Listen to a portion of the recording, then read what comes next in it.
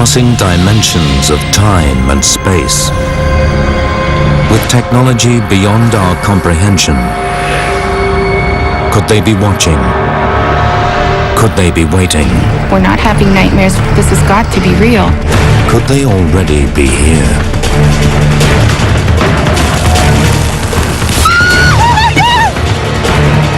No matter where we went, they would always find us.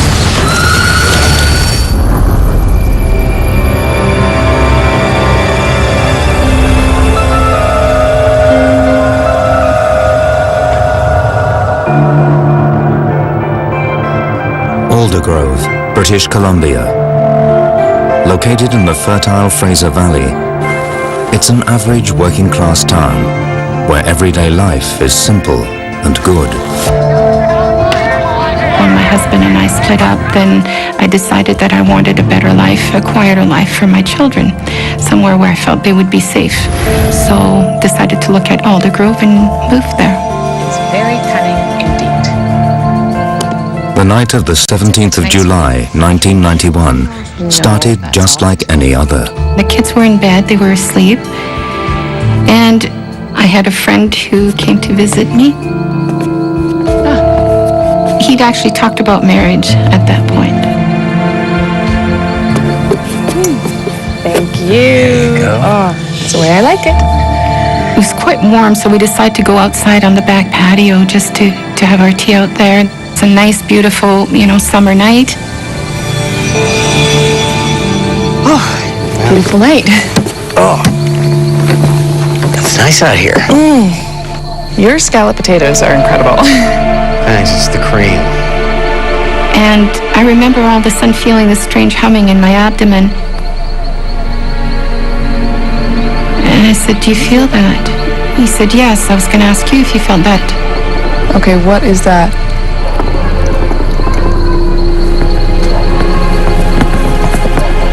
That's weird. And I said, "Look up." Tom. Wow.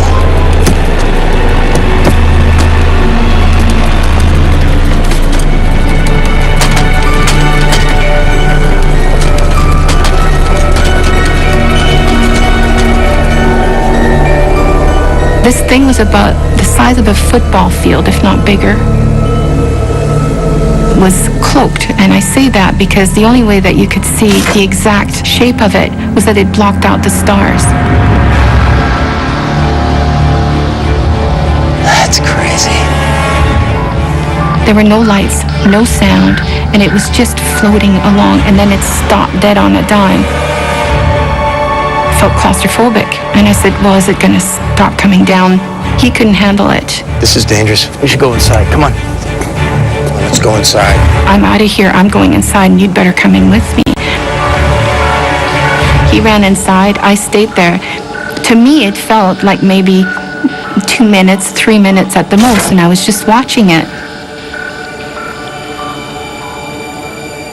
And then it was there, and then it wasn't.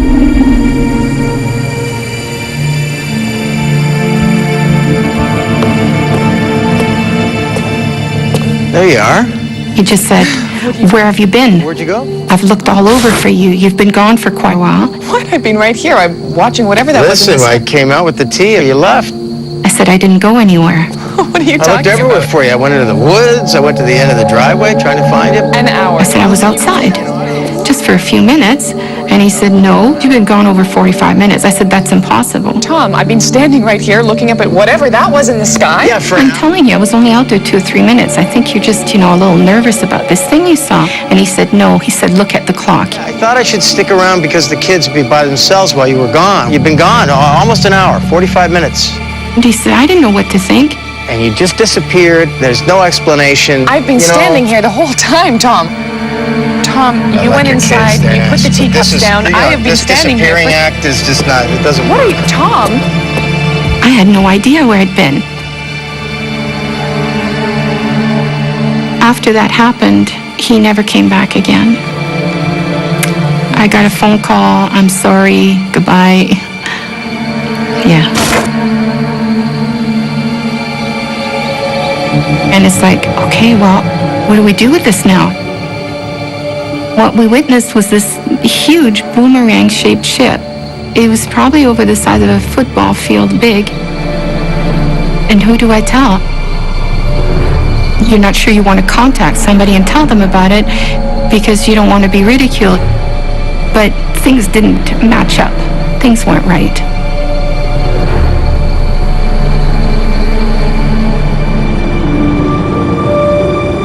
And then the next day, I contacted the planetarium in Vancouver. I said, did you get any other calls? And they said, no, but I'll put you in touch with Vancouver, UFO Vancouver, BC. And didn't even realize there was such a thing. Investigators from the UFO Reporting Center in British Columbia took Corina's case. UFO investigators told her that there was 15 other reports that night of similar objects. I've gone through the records of UFO BC, and we've had about 8 UFO reports of boomerang-shaped craft. It just confirmed that what we had seen was not imaginary. There really was something, because there had been other eyewitness reports that night. But is interstellar travel possible? Astrophysicist Dr. Jamie Matthews is the mission scientist in charge of Canada's first space telescope. I think it's important to keep in mind that the distances between stars are so vast that if you're traveling in the conventional sense, and if you're restricted by the universal speed limit of the speed of light, 300,000 kilometers per second, it's a high speed, but even at that incredible pace, it takes years to cross the distance between even the nearest neighboring stars.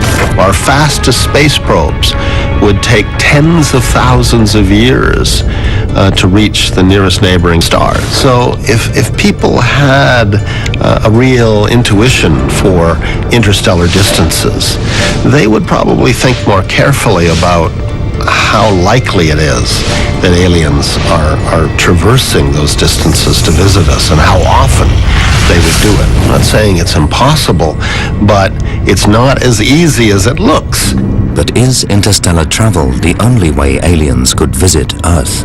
You know, maybe if we have visitors, they're not coming from another place in our three-dimensional spatial universe. Maybe they're coming from another set of dimensions within a much larger multiverse. There could be many, many dimensions of space and time, of which our 3 spatial dimensions and our 1 temporal dimension are just a subset of them. But if you're going to connect across dimensions, you need to somehow tear a hole in the geometries. If creatures have found a way to do this, then they have developed a very sophisticated technology. If it's happening by accident, they found some natural phenomena that we have not yet encountered. I didn't know what to believe. I realized that there was something very strange happening. There's 1, 2, 3 a year that really stand out, like the one with Corina, that really, demand more attention. This giant boomerang-shaped craft flew over them. Before that happened, though, everything went quiet. All the frogs stopped croaking, a dead silence. 45 minutes or an hour had gone by that wasn't accounted for. She doesn't recall what happened with that missing time. So where was she? I'm not sure what happened, what took place.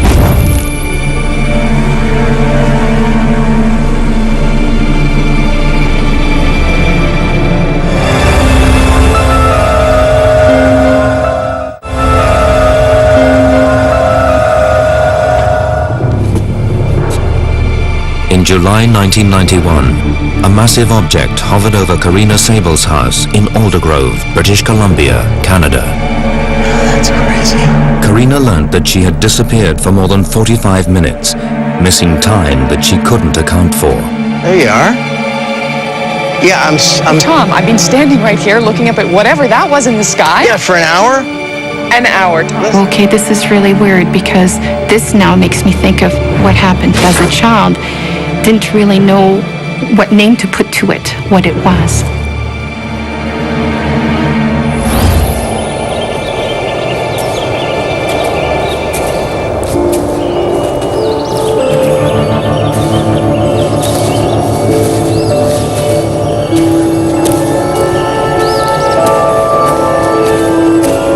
It was in October, close to Halloween, and little friends had come over and they said, you know, come out with us. We're going to go play in the forest.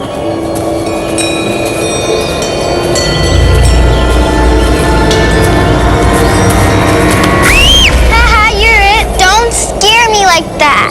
Somebody suggested we play hide and seek, and it came time for my turn, you know, to kind of hide up against a tree and try and find everyone else. 1, 2, 3, 4, 5, 6, 7, 8, 9, 10. Ready or not, here I come. Then there was no sound. I couldn't hear the children. I couldn't see them. Come on, guys, where are you?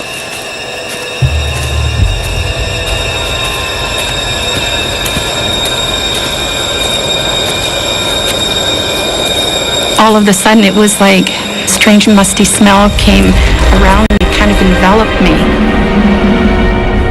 And it was like shivers. And then the next thing I know, I've got this fear inside of me. I'm just terrified.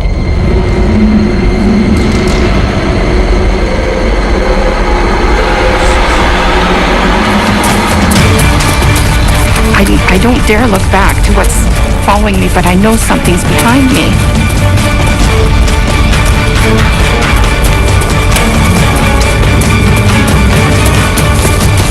Finally, I reached my home, and everybody is panicking. My parents are crying, and, you know, they're screaming, where have you been? All the kids have been back for a long time. Where were you?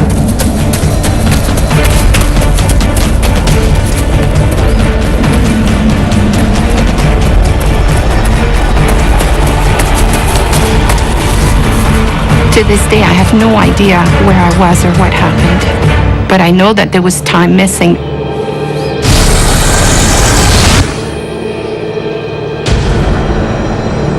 There's an enormous number of sightings where there's missing time involved, where people don't remember what happened to them directly after this 2 or 3 hour gap in their life. So this is typical of abductees. So at that time, he just explained that abduction, you know, was when they come and they would take these people and they do things to them. And they sometimes return from abduction events with unusual marks and scars and bruises on their body. The key word here is scars. They return with fully formed scars that were not there the day before. And that is biologically impossible. And I said, well, some of that's starting to make sense now, because I would wake up and I would have certain marks on my body. And he said, well, you know, some people who claim they've been abducted have what we call a scoop mark. So it can be on your leg or somewhere else on your body. Since I was a child, I've had a mark on my leg. I don't know where it came from. I mean, I never really understood what was going on.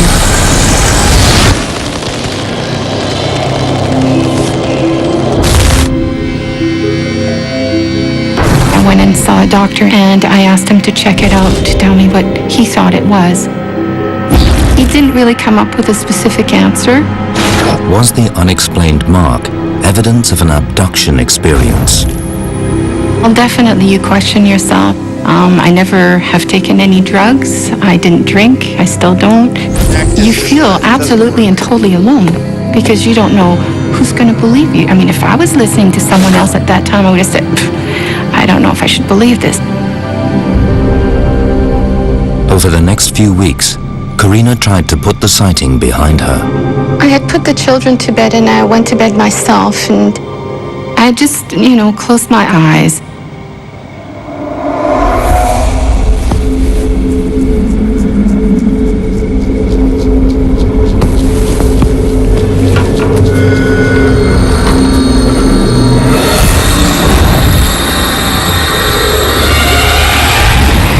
what I saw literally was this being, about 3 feet tall, I guess, pear-shaped head, kind of grayish color. I felt terrified. There was a feeling, a sense that I'd seen him before, but wasn't positive. So I would see its image, like it would be there, and then its image would appear in front of it, and in front of it, and in front of it. So I don't know how else to describe it. It was kind of floating into her room.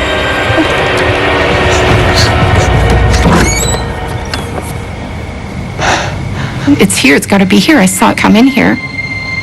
But there was nothing, and my daughter was asleep. So I thought, oh boy, here we go. I've had a bad dream.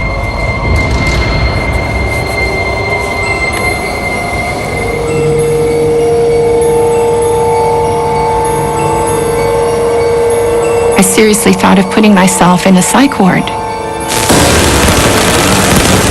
It's when those things happen. It's the first thing I think of is my children. How can I protect them? How can I stop all this? You know, on a mental, emotional, and spiritual level, you begin to question everything. I was brought up Catholic. So there's God, there's this, there's that, and then all of a sudden, well, who are we? Where are we really from? Who are these beings, and what is it all about? Why are we here? And then you feel absolutely and totally alone. Dr. Caleb Scharf runs the Astrobiology Center at Columbia University, looking for clues as to whether there's life beyond Earth. We are trying very, very hard in modern science today to find out whether or not we are genuinely alone in our solar system or alone in the universe as a whole. So until very recently, we just didn't know for sure that there are other planets around other stars.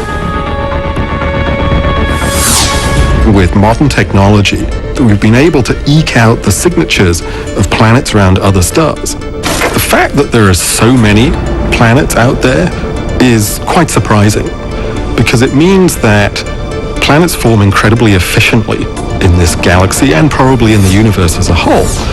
And that means that the opportunity for there to be planets a bit like the Earth or somehow similar enough to harbor life goes up enormously. I think we're sitting at 763 confirmed planets and more than 2,000 candidate planets. Our galaxy is packed with planets. There are more planets than stars. We didn't know that a few years ago. And among those planets are a huge number of smaller planets that may be rocky, terrestrial-like planets, a bit like the Earth. The Goldilocks zone, which is sometimes called the habitable zone, is the region around a star where if you placed a planet like the Earth, it has the possibility of having a surface temperature somewhere between the freezing point and the boiling point of water. In other words, it's at the right distance from the star to be kept at a nice temperature. And the reason we're so interested in a planet that can have liquid water on its surface is that life can't exist without water in a liquid form. If you think about Earth, all the oxygen that we breathe essentially comes from plants and microorganisms. And a lot of the chemistry of our planet has been determined over 4 billion years of evolution by the microbial organisms living here. So when we look at alien worlds, what we're really looking for are the signatures of that kind of life. We're looking for environmental clues that life is playing a role in what happens on the surface of that planet. Obviously, we make a lot of assumptions when we talk about things like the Goldilocks zone and the need for water, because we're assuming that life out there is somehow like life here. Is that right? We don't know, is the real answer. But we need to start somewhere, and the best way to begin is to use what you know as a template in the search for new things.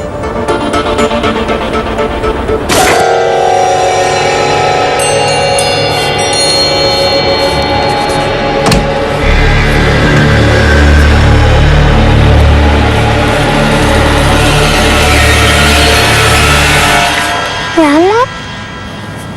What's this? Oh, that's the little white ghost.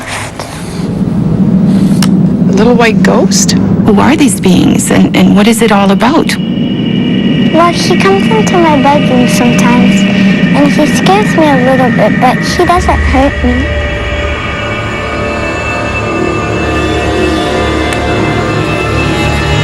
Sweetie, who's that? And then my daughter says, I don't like the pumpkin head man. Well, he said that he's the doctor. The doctor. Yeah. I'm really scared of him because he hurts me. He scares me a little bit. Oh, that's the doctor. That's the doctor. That's the doctor. After discovering her daughter had been painting disturbing images, Corina Sables was convinced that something had been visiting her daughter's room in Aldergrove, British Columbia.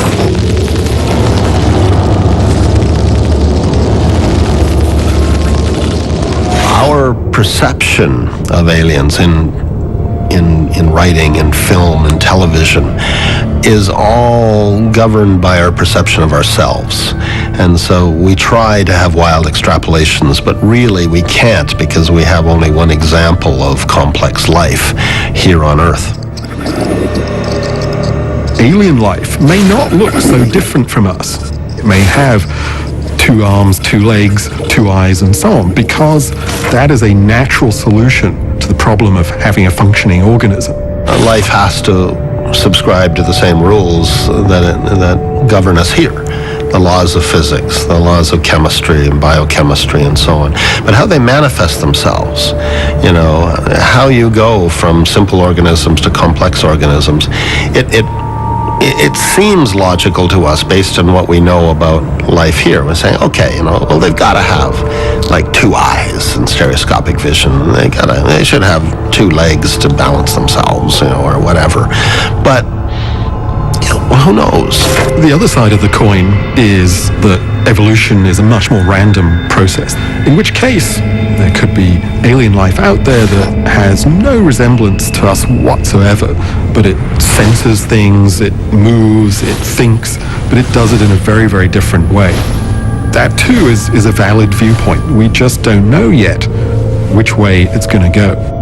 Every time that we have had the capability of looking at the universe in different ways, to open our eyes to new regions of wavelength in the electromagnetic spectrum, or new time scales, or new distances, we've been surprised.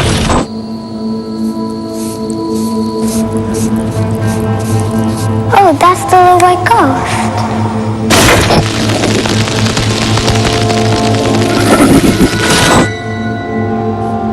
When my daughter ended up telling me about the doctor, it definitely brought me back to what really happened in Aldergrove.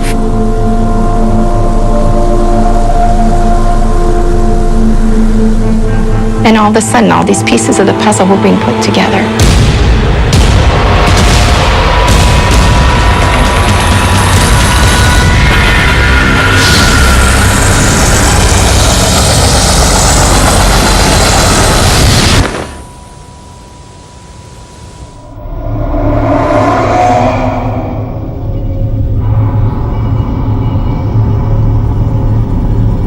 I remember being taken up in a very, very large ship, for lack of a better word. It was a gigantic room, and it was round. It wasn't lit very well. It was subdued lighting. It had a strange smell in the air, very cold, and I would just be placed on this stainless steel table.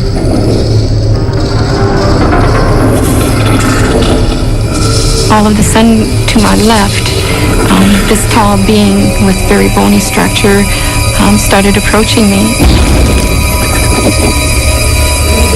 He had a huge head, and it was kind of like lots of bone structure to his head. Large, black, almond-shaped eyes, slits for a mouth, no nose to speak of, no ears, very scrawny little body. And I remember feeling terrified. He didn't say it with his lips, I just heard in my mind. He said, "I'm the doctor." It was almost like, what's he going to do to me?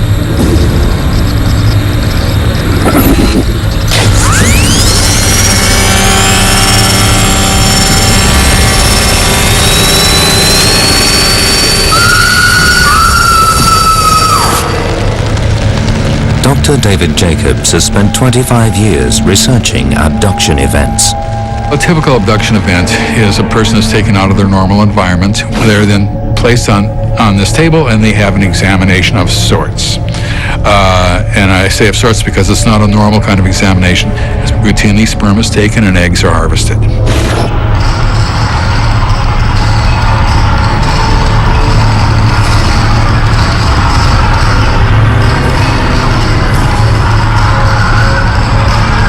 There was another room that was there, and in this particular place, you could see hundreds of what looked like aquariums.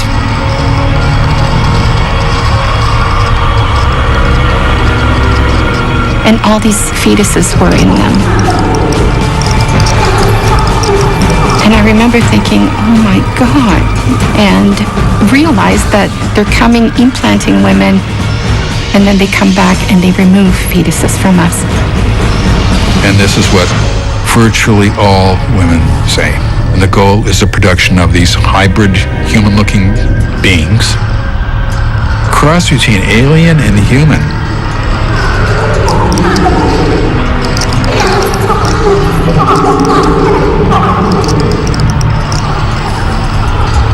It all became very clear what was going on. I always seemed to have female type problems, and my mother had them as well. We would be pregnant and then we would no longer be pregnant. We'd have miscarriages, but never actually found a fetus. Sorry.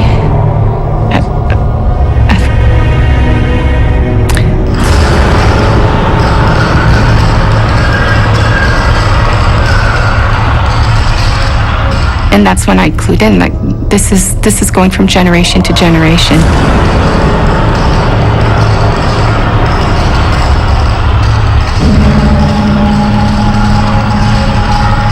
If you work with an abductee, there's almost a certainty that either their mother or their father or both were abductees.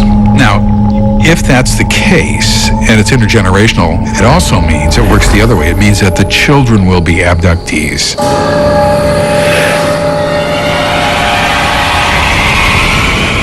I think the worst thing was that realizing that this was really real. You know, that was terrifying. I was getting angry. I didn't want to believe this.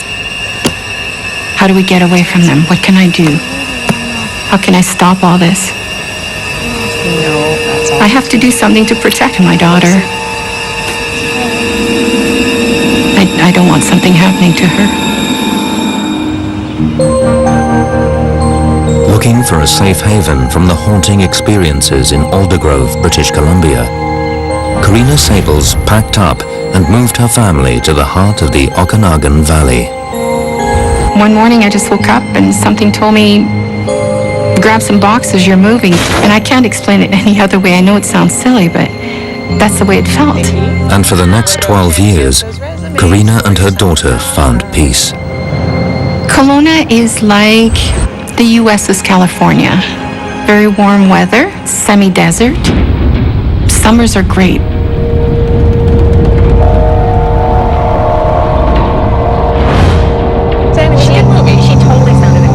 A girlfriend of mine had come up from Vancouver to visit.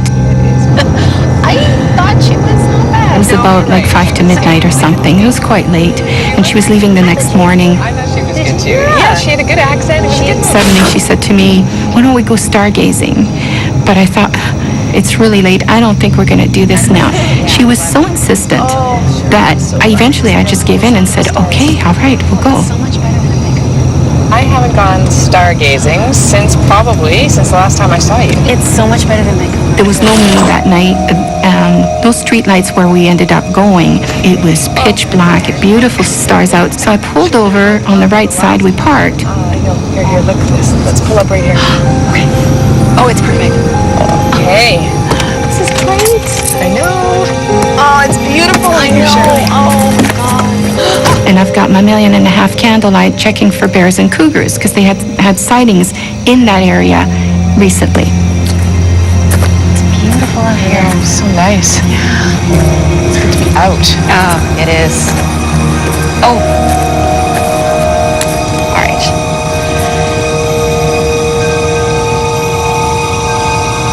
Okay, that's really weird. Right away, she said there's like 3 pinpoints, like stars in the sky. And they're green.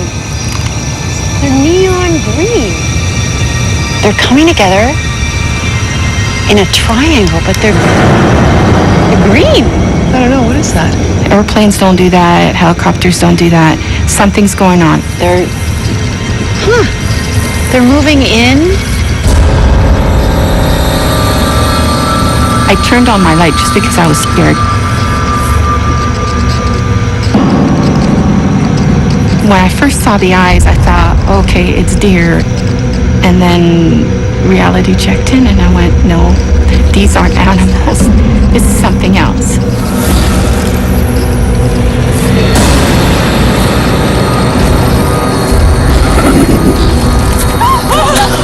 And once I realized what they were, then I really panicked. I tried yelling and my voice wouldn't hardly come out. I think I was so terrified that I couldn't speak, I couldn't breathe.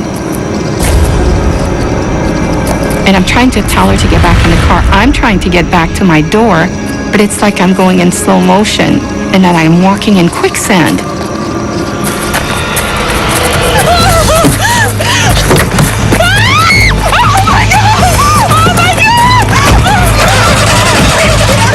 This thing's coming at me. I know it's going to come and get me. I have to get away.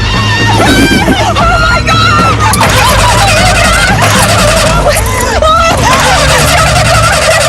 I said, it won't work. It's not coming.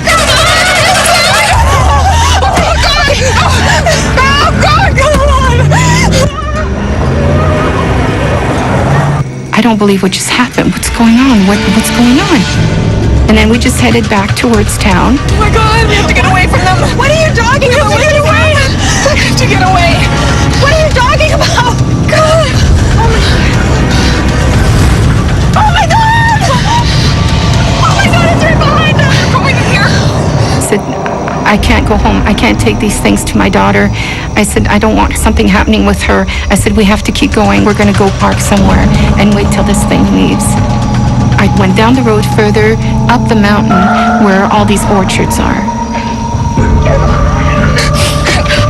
What are you doing? So we looked to the back of the car to see if we could see it through the back windshield, but we couldn't see it.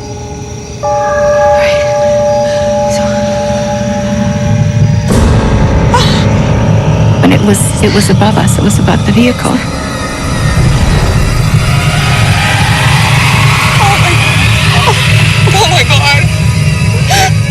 I've got this weird feeling like I've walked through a wall of electricity, that every hair on my body is standing up.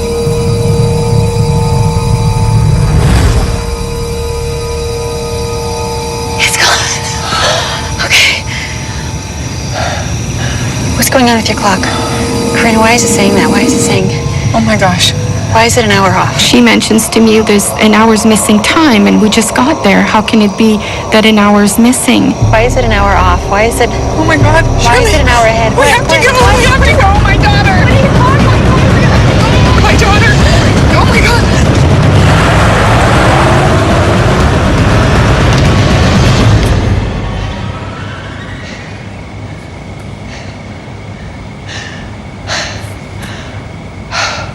Everything seems fine, and my daughter was asleep. But deep inside me, some other part of me understood that there was nothing I could do to stop these things from coming back.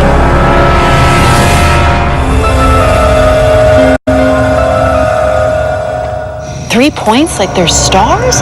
But they're moving. And they're green.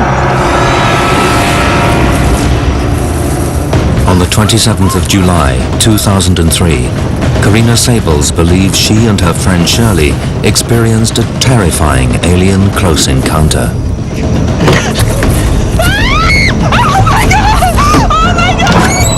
Fearing for her daughter's safety, Corina raced home, only to discover, much to her relief, that all was well. She immediately reported the incident to UFO investigators in British Columbia, and she learned from ufologist Brian Vike that she and her friend weren't the only ones to report the sighting. You had over 200 witnesses for one event that actually took place on the 27th of 2003, July 2003. It was an amazing event. The phone never stopped. What he said was, we've had a lot more sightings. You know, people have eyewitness reports. We have people calling us. We have people emailing us with the same things that you've seen. You saw these green lights going around the sky and hovering and going back and forth and then up and down and then shooting off into the distance. It was incredible. The object ended up coming over the mountains, did 90-degree turns, dropped down over lakes. It did another 90-degree and turned off. Went over top of people's vehicles on the highway. It was bizarre.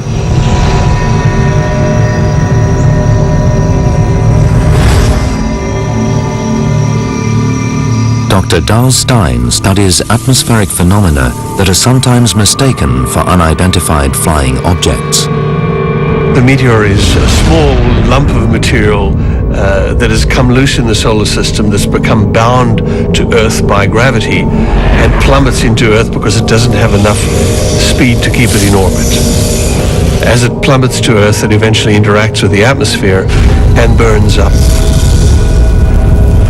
In many senses, what's happening is that the material in the meteorite is evaporating off the surface of the meteorite because of friction between this very, very high-speed flying object and atmosphere. Friction heats it up, evaporates materials off the meteorite, and it leaves them in a streak behind the meteor. Behind that, you very often see a green streak.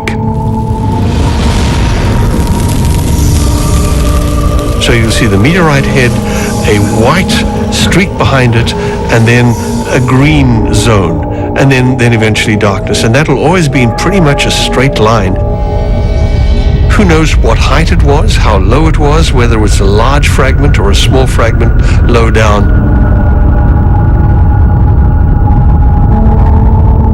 But any meteorite fragment would be illuminated by the light from the energy of the meteorite.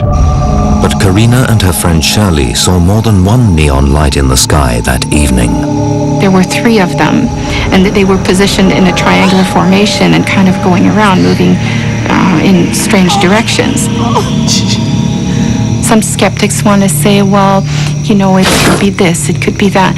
But so we were fully awake, lots of eyewitnesses. It was so fast, it was unbelievable.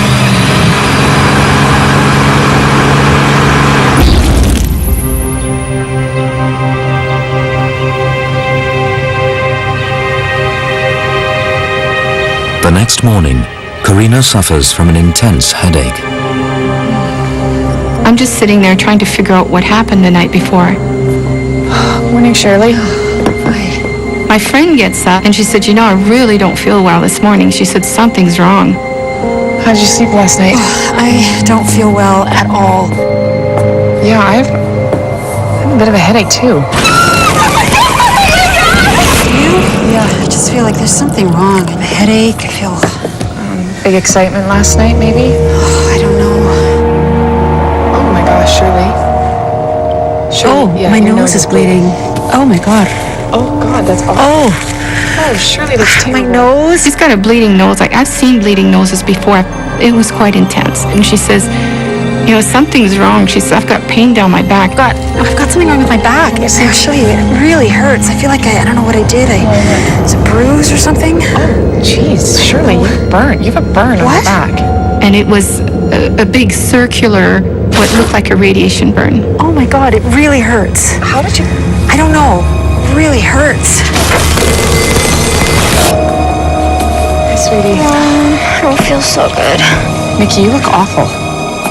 Yeah, I feel like I'm gonna throw up. Okay. Oh my gosh, Nikki. Oh my God, maybe this... My daughter says, you know, Mom, she says, I think I've got the flu or something. I really feel like throwing up. And then her nose starts bleeding. I went, okay, this is not normal anymore.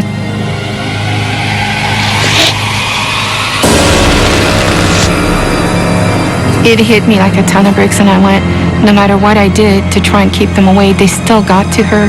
They got to my daughter. That's why she also has a bleeding nose. And there was nothing I could do. No matter where we went or how far we would go, they would always find us. For Corina, that recent experience confirmed her worst fears.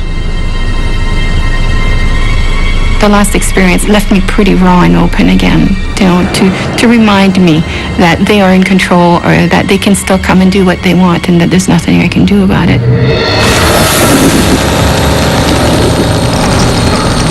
I can't stop them.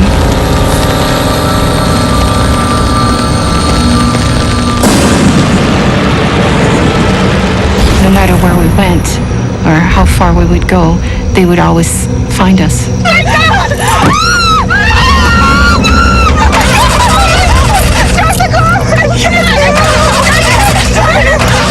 They would always come back.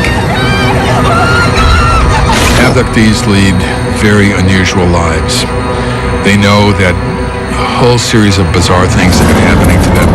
They live in fear. It's going to continue to happen.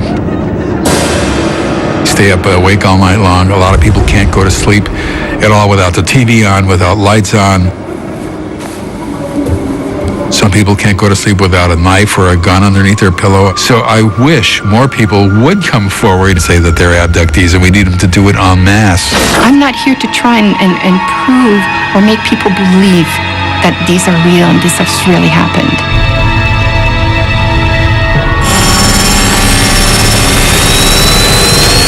You can't let this consume you, because if you do, you won't survive.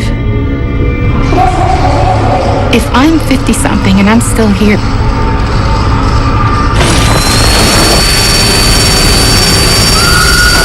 then they're probably not going to kill me. They may take me again, but I'll still come back. And I may not be able to protect my children, but they've watched me. And because of the way that I've handled things, they are better able to handle what possibly will happen with their own children or grandchildren down the road. Who knows? We're not sure why they keep coming back, but they do come back, always.